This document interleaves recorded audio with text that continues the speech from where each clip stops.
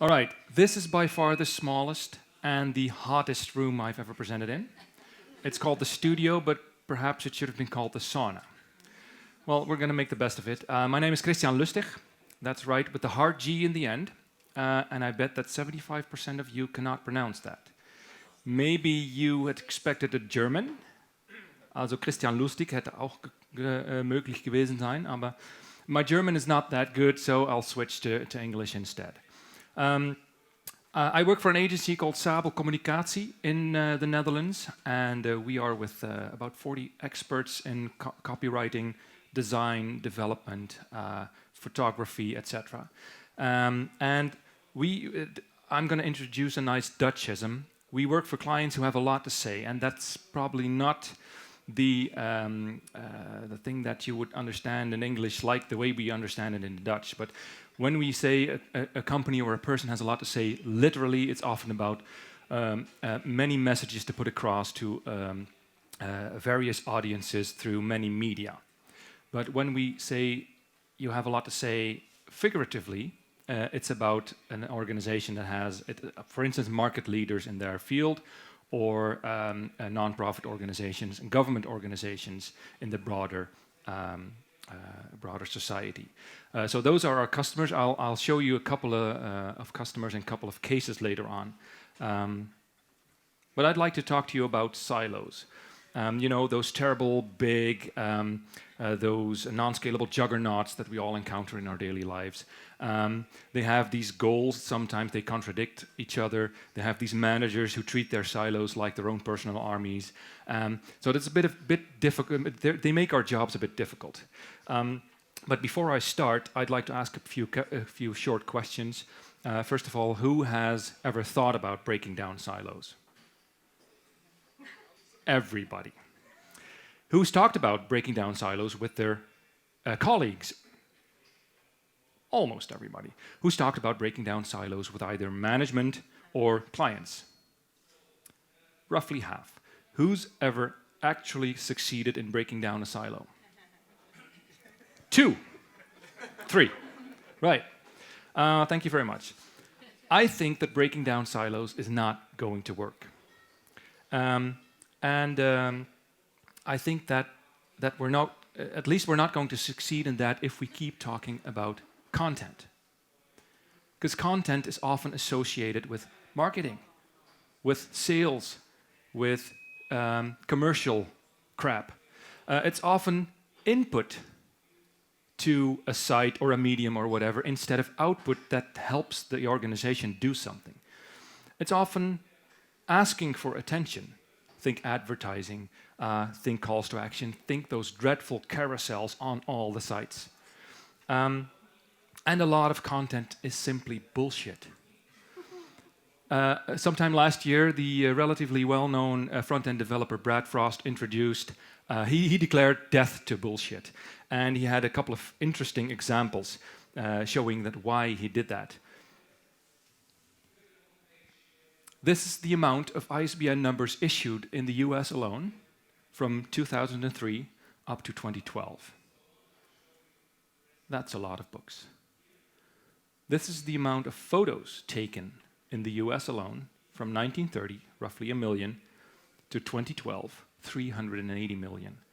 4.5 million of those were uploaded to Flickr. Another 40 million to Instagram, and another 300 million were uploaded to Facebook every day. Every day.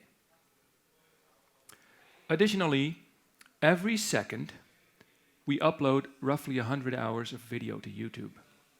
And 6 billion hours of video are watched on YouTube every month. And what about this? We send roughly 145 million emails every day. We put up more than 800,000 websites, put up 1.2 million WordPress posts, 500 million tweets, and 4 billion Facebook updates every day. So this is what Brad Frost said. If this is the amount of information on the vertical axis and the amount of time, well, you understand. And this is where we thought, wow, we're suffering from information overload. We're just getting started. And 90% of all content ever created was created over the last 2 years. So if this is the content that we deal with in this room and the other rooms here today, management does not understand. Content is crap. What is the fuss about? It's cheap. It's a commodity. I don't need it. And breaking down organizational silos is also not going to work if we keep on blabbing about strategy when we actually mean tactics and operations. A lot of content strategy is about tactics and operations. There's nothing wrong with that because it's important, but it's not necessarily something that senior management knows and understands. Another question is, I think most of you are probably in communications or development or content strategy or whatever, marketing. I'm asking the question, is it up to us to break down those silos? Or is it up to management itself or management consultants? And even if we did succeed in breaking down silos, we'd end up with one massive juggernaut of a silo that's even less scalable, less flexible, has even higher, has their management even higher up in the hierarchy, and this is unworkable. So now what? If content is king, if it's not about strategy, who's the king then? Well, the customer, of course. But in this day and age, what's his name, Jürgen Rösger said this morning in the keynote, the guy from E+, he said advertising doesn't work like it used to. And AdWords aren't the advertising anymore, it's the searches. The searches themselves are the advertisements by the customers, potential customers. They're very specific, they revolve around a product or service or whatever. And it's up to us and our organizations or our clients to reply to those needs. And if we don't do it, someone else will.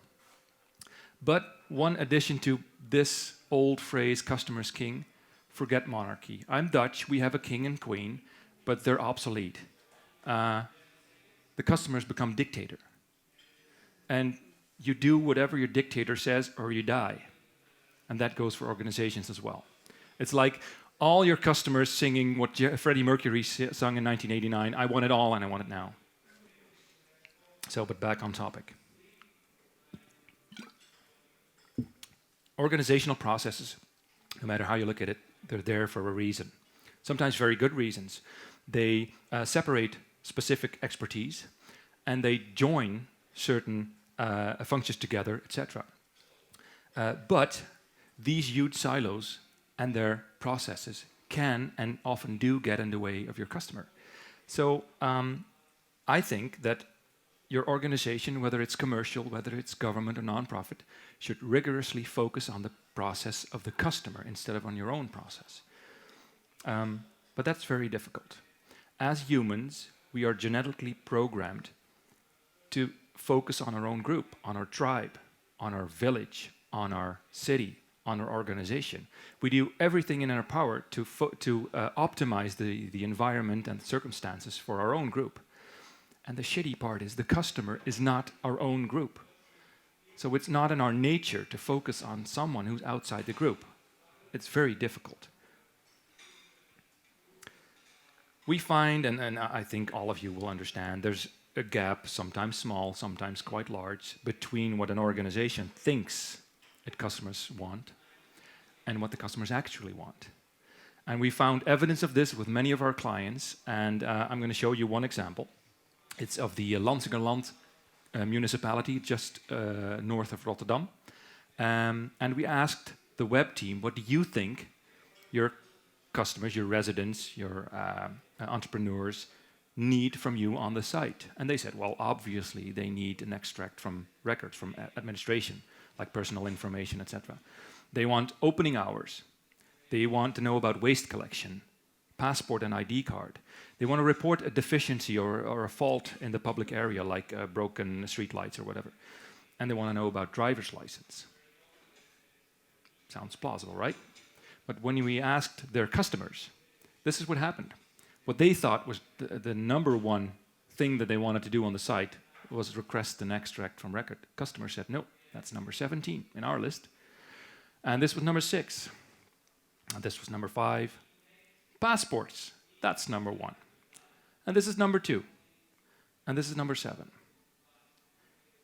So this was invaluable to our client, to us, in understanding how people work, how organizations work, and how they're sometimes out of sync with each other. And we found, our partners in the UK found with Liverpool City that if these were the top issues for people living in the city, this is where the city put in most of their efforts, their time and money. This sucks.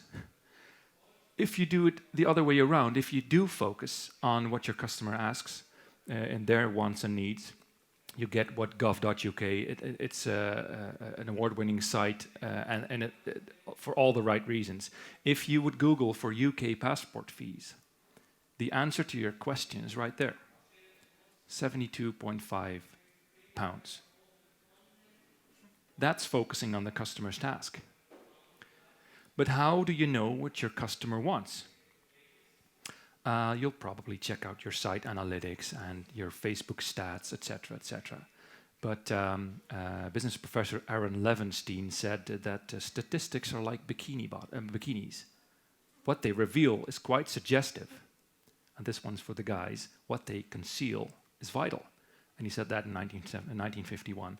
I feel that statistics are corrupted by how good or often how bad your content is found. That's why at Sabo Communicatie we use the method that's become known as top tasks. And a top task is both a research methodology that helps identify what are my customers' top tasks on the site, or my employees' top task on an intranet, or in the broader sense, what are the top tasks of our customers in relation to our organization. It's also a management model that enables to continually optimize the processes, both online and offline, that go with those tasks. And research shows time and time again in the Netherlands, in the UK, the US, in Scandinavia, that 4 or 5, sometimes 6 tasks get roughly 25% of the votes. And that relates to 40 to 60 low-scoring tasks that get roughly the same amount. So if you were to put this in a graph, it might look something like this. And roughly from here to the right, you see what's called the long tail. That's a phrase coined in 2005, I think. Organizations like Amazon make a lot of money in the long tail. But probably for them, but at least for most normal organizations, I could say, the money and the business and the customers are in the long neck. This is where most clients, most customers, want most of your content, information, products, services, etc. Focusing on the customer's processes is a relatively simple 3-step process. First, you identify what are the top tasks of my customers. Then you test how good or how bad the process on your site or intranet works. And then you improve that based on the information you found. And then you repeat.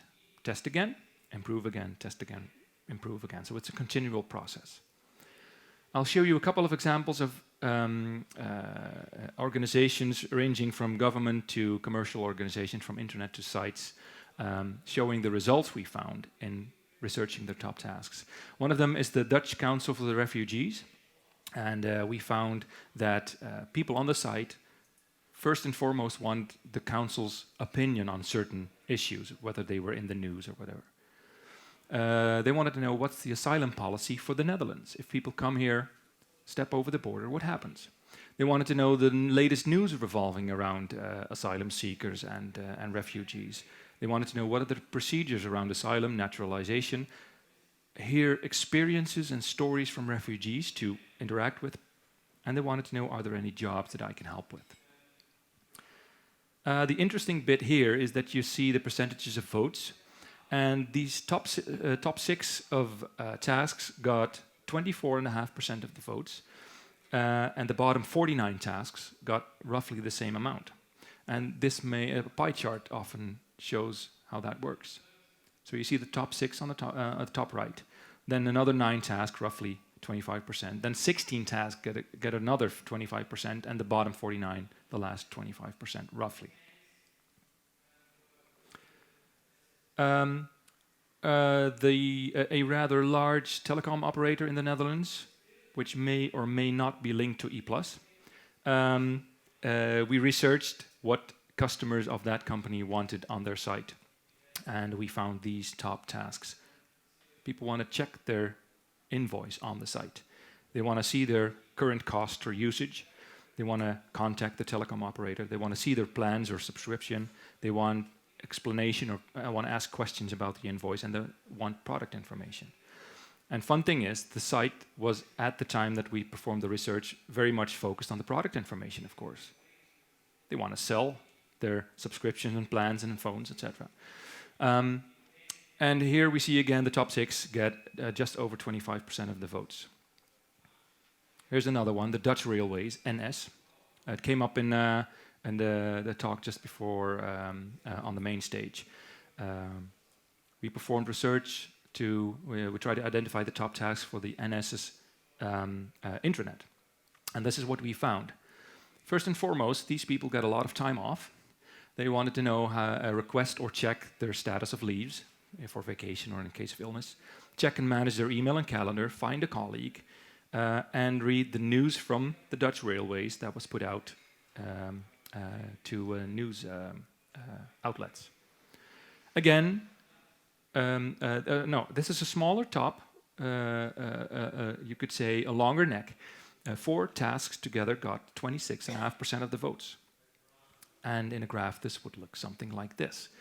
So a really long, thin neck, short body, and a long tail. Another one that's quite interesting, and this is one of the 4 largest university medical centers in the Netherlands. And what we did there was, when performing the survey, we asked people, in which situation do you most often visit the UMC's website? UMC's University Medical Center. And we had 4 options. First, from home, from my office or practice, or from my work in the hospital, on my way to the hospital, or when I'm in the hospital for an appointment, a visit, or an admission. And what we did is, the first A and B, we pointed the people that answered either A or B to one list, and people who answered C or D to another list. It was the same list of tasks, but we measured them separately to make sure that we would have clean data. And we would call A and B static or desktop-related tasks, and we'd call C and D mobile, for lack of a better word, mobile tasks. And this is what we found. So the static situation was that 4 tasks which is less than 5% of the votes, got 16.7%, like you see here. And it was about treatment and about what's my disease about, what's my condition, contact details, how do I get into my patient records, what about appointments, scientific research, and the referrals procedure for general practitioners, for instance. This is what we found in the mobile subset. Appointments first, admission, what about the disease or condition, waiting times, treatments, examination and diagnosis, and treatment teams. This is a similar, percentage-wise, I'm going to go back, percentage-wise you can see it's not exactly the same, but similar. The 4.2 should be a 4.1, I realize right now. And when we put them together, you see on the left the static list and on the right the mobile list. And you see the differences in the extreme right. So you see that people in a mobile context want to do different things on the site than compared to when they're at home or in their practice. Another example, one of the 2 major electricity network operators in the Netherlands, we did something similar, but for their intranet. They have roughly 7,000 employees, and most of them are constantly on the road, fixing cables and all that stuff, getting their hands dirty and doing the dirty work. And we asked them 2 questions. In which situation do you most often use the intranet? During work in the office or from home, or during work outside the office? And then we asked, do you need job-related information when you're traveling to or from work? And the group that answered answered from the office or home to the first question said, I want to find a colleague. And this is what we call, you can see the percentage, 12.2% of the votes. This is what we call a super task, because it's so high up in the hierarchy compared to the others that it stands out like no other. The second was to write hours, booking your hours, booking time. What's that called in English? Something like that. Personal budget. That's it. Company-wide news, leave, share documents, work instructions, and manuals. For the group that answered yes to the second question, so do you need work-related information when traveling to or from work? This was a top list. Again, a super task, but a different one.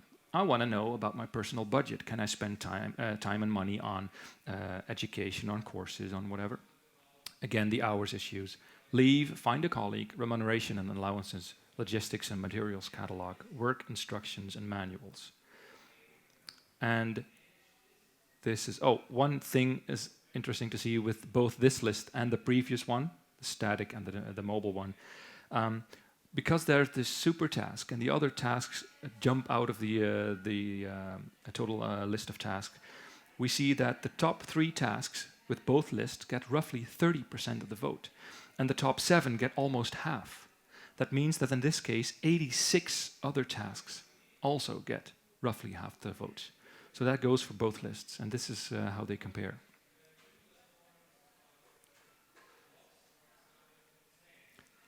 Less extreme than the other example, but nonetheless very interesting to this client. So, if your organization knows what its customers really want, everything's going to be all right, right? True, but how are you going to do that? And that's where the magic happens. You need to rigorously focus on the customer's task. But I'm going to use an example to tell you about how this could, perhaps should work. Like probably everybody else, I want the iPhone 6. No matter if it looks like this or whatever, this is what I'd like to have come September or October. My telecom operator is T-Mobile, and I can imagine that there's a lot of people involved in the introduction and sales and logistics and service when it comes out. And this may look something like this. You can have marketing, the web team, you can have sales, logistics, retail, service, customer service departments. This is probably an interesting situation that's not too far off reality. But when I find out about the new iPhone, I see Apple's keynote. I do some research online, find out when is it going to be available in the Netherlands. I compare plans or other operators. Perhaps I buy it online, I pick it up in the store, and then I get my first invoice in the customer behind the customer login. So you know this as an organization, you would both know this is how our organization works, and we know how the customer process, the customer journey works. I won't go into this customer journey thing. I guess most of you will know them, probably use them, but this is something interesting that we found. If you know the customer journey and you know your organization, you can have cross-silo teams, and that's my proposal, you could say. Cross-silo teams to focus on one single customer task. They have only one goal, work on that task and that task alone, and have people who are dealing with part of that task, no matter what silo they're in. And they would have this assignment. They would continuously, quantitatively monitor and periodically, qualitatively test the task or parts of the task on the media involved. They would introduce changes to those media and its contents, as well as internal and external task processes, in order to continually improve performance of the customer's task. This sounds straightforward, but I think it's not that easy to do because it requires quite a lot of effort from everybody, from management, etc. But if you would have such a customer task team, what people should you have? Well, for instance, you could have a top task manager. That could be a project manager or a process manager who knows and understands why a certain task is important to the customer. The person should know how the organizations work, how people work together or do not work together, how processes work, should know how politics in the organization work. This is the person that should be overall responsible for improving the task. You could have several communications or marketing experts that know the customer, know how to work with the customer's needs, serving the right content at the right time, at the right place, in the right media. You could probably have a salesperson on there, someone who knows your propositions, your value propositions, your plans or subscriptions, etc. And perhaps people from logistics, people from technology departments or whatever. And what would they do? They would do three things. Like I said a couple of minutes ago, in the first process, you identify, you test, and you measure. Or you identify, you test, and you improve your customer's task. This involves a first test working with a baseline. This has been done. So when this team goes to work, they determine what is the benchmark that we think is feasible for this task. How long should it take for a customer to perform the task? What's the percentages that we find acceptable for failure? Well, if you have your data on how the task currently performs, you have the benchmark, you can try to improve the task, be it on the site or internet or in the broader process. And then you measure it again. And then you can see, did we improve, yes or no, by how much? Then you change the benchmark again. Then you improve the site or the internet again, then you measure again, ad infinitum. So another case study, this time from Cisco. Our US partners worked with Cisco for the past 4 or 5 years. And in 2010, they found that the top task on the Cisco website was to download software, firmware, patches, or updates. And during that time, this was a 15-step process. And I'll show you the steps just to understand the severity of the problem. This is step 1. You click download software. And then you come here and you enter a device number. And you enter it again. And you get it. Yeah. This is what one of the test subjects said. I'm assuming that it's one of these that I want. So they weren't exactly sure. But we're not there yet. We have step number 8.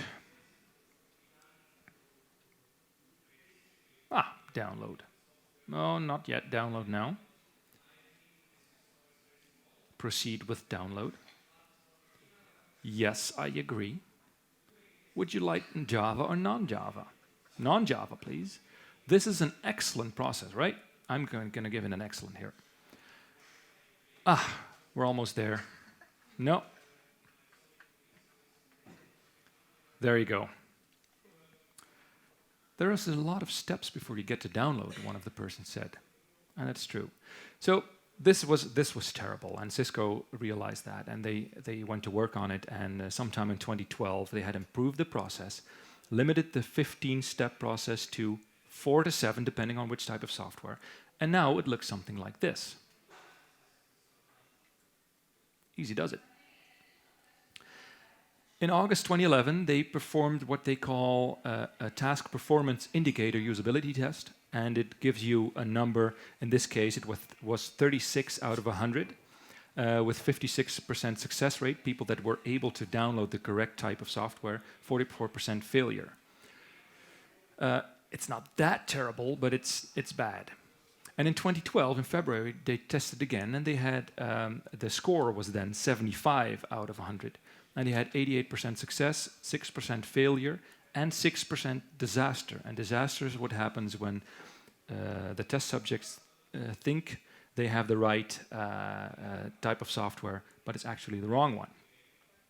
So they had Cisco performs this test every roughly 3 to 4 months, and in November 2012 they had, for a different kind of this was about the login process.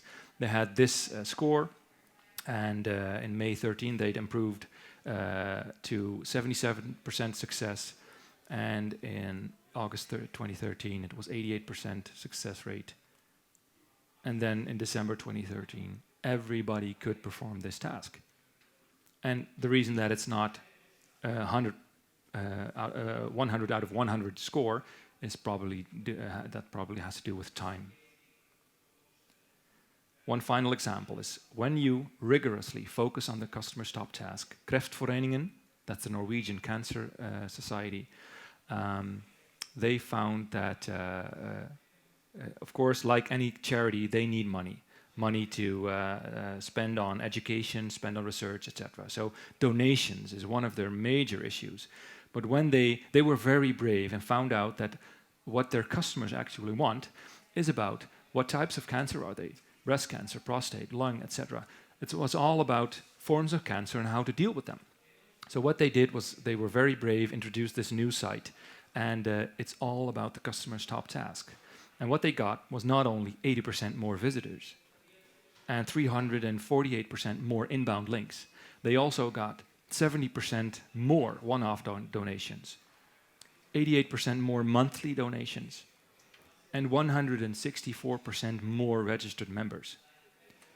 In addition to 58% reduction in FTEs in content management. They had roughly 40, now they have 6. Let's recap. I think breaking down silos is not going to work. It's not necessarily a solution either. I believe that focusing on the top, on your customer's process is very difficult, but it can be done. And like I showed in the examples, it is possible.